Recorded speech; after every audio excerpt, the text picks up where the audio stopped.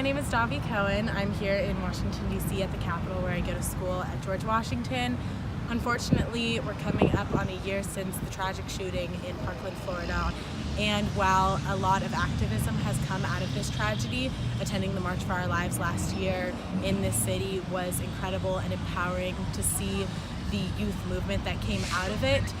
We're still lacking a lot of legislation, which contributed to my wanting to work on the Hill for my Senator Kamala Harris and support legislation that will hopefully prevent future tragedies like the one that happened in Parkland from happening again.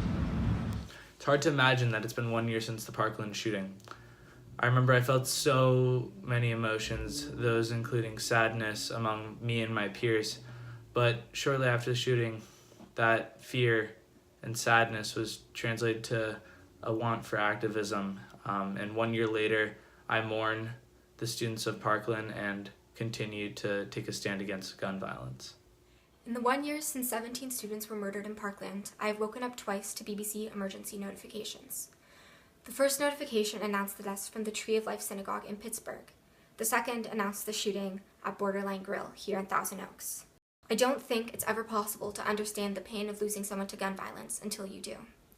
And so now I'm afraid because in the 1 year since Parkland, I have also woken up to panicked texts from friends whose school bathroom stalls have been graffitied with a date and with a threat.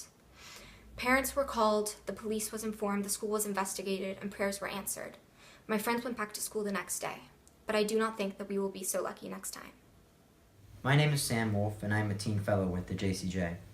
After the Parkland mass shooting, I remember feeling powerless, depressed, but most of all, just scared for my own safety. Even though Parkland was way across the country, I felt like it could have just as easily happened at my school. Since then, I participated in the March for Our Lives and worked with other teens from my temple to promote universal background checks on gun sales. Hopefully, with this new Congress, we will achieve some real progress towards ending these mass shootings for good. For me, Parkland marked the start of my activism. The March for Our Lives movement made me feel like I had a voice and that I could make a difference. This shooting felt personal. I saw myself and my friends in the 17 dead. But the strength and the bravery of the survivors gave us the courage to keep fighting.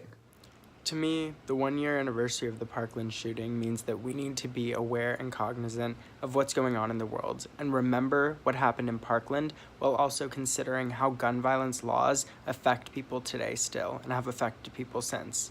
Parkland should be something that we always hold in our hearts and remember, and we should work to make sure that things like that never happen again. Call your senators, call your legislators, and make sure that your voice is heard in the terms of gun control. It's hard to imagine it's been 1 year since Parkland. I remember feeling so sad and sick when I heard the horrible news. It could have happened to any one of us at any one of our schools. Then in the following weeks, I felt empowered and connected to the students around the country, knowing that we would be the ones to right this wrong. A year later, I continue to mourn the victims and I stand determined in my activism to end gun violence. The first year since Parkland has been tough. Hearing my high school teachers announce that 17 individuals had passed away from another act of senseless gun violence is not something I'll soon forget.